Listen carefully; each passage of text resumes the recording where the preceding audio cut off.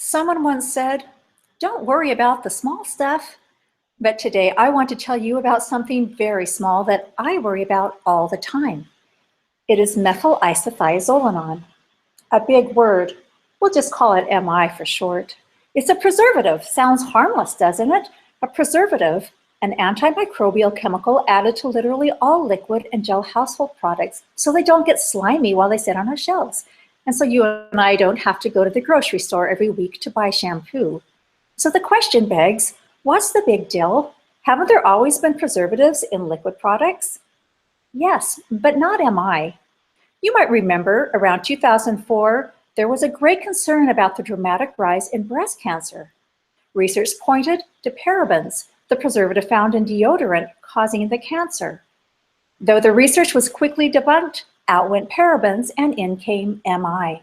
In fact, in 2009, with seemingly positive results, the FDA even increased the allowable amount of MI to further prolong product shelf life. This is my sister. She is blonde and fair-skinned, light-eyed. She and I look an awful lot alike. In 2009, she was one of the first victims of MI. It started as a strange rash that slowly grew around her eyes and neck. This undiagnosed rash was treated by doctors at the University of Utah for 2 years who gave her topical ointments that had MI in it and encouraged her to wear sunscreen that had MI in it. Her rash grew. Her skin began to break down, leaving scarring on her eyes. So what kind of products might have MI in them? Basically anything moist. It could be lotions, shampoos, conditioners, makeup, a bubble bath. You can find MI in liquid hand soap, dish soap, laundry detergent, and cleaning supplies. In 2013, there was a class action lawsuit filed against Huggies wet wipes because of MI. Kimberly-Clark, the parent company, settled out of court and have stopped using MI in their products.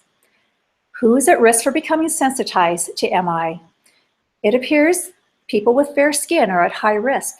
Perhaps this is why much of Europe, England, Ireland, Canada, and even Japan and Australia have already banned the chemical in leave-in products and reduced the allowable amount in rinse-off products.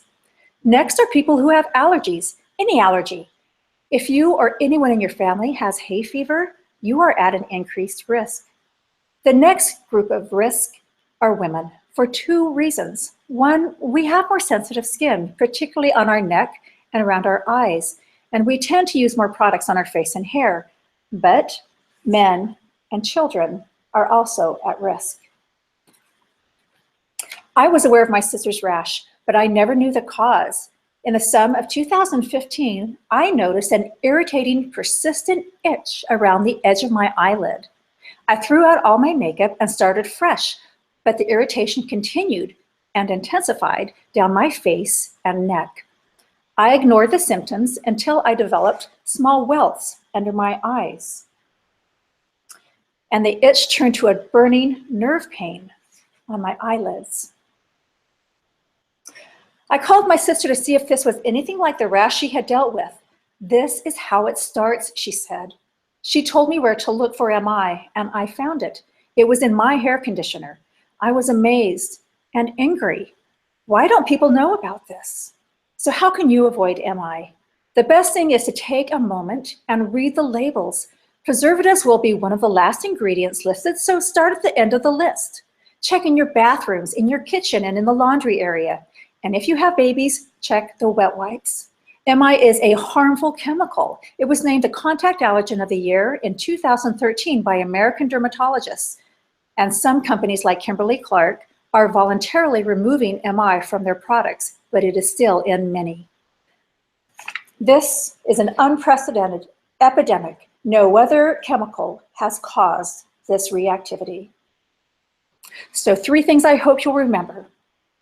1, MI is a preservative found in liquid products, and even though products are labeled all natural, organic, or even hypoallergenic, there are preservatives in them. 2, anyone is at risk to this reaction, especially those with fair skin.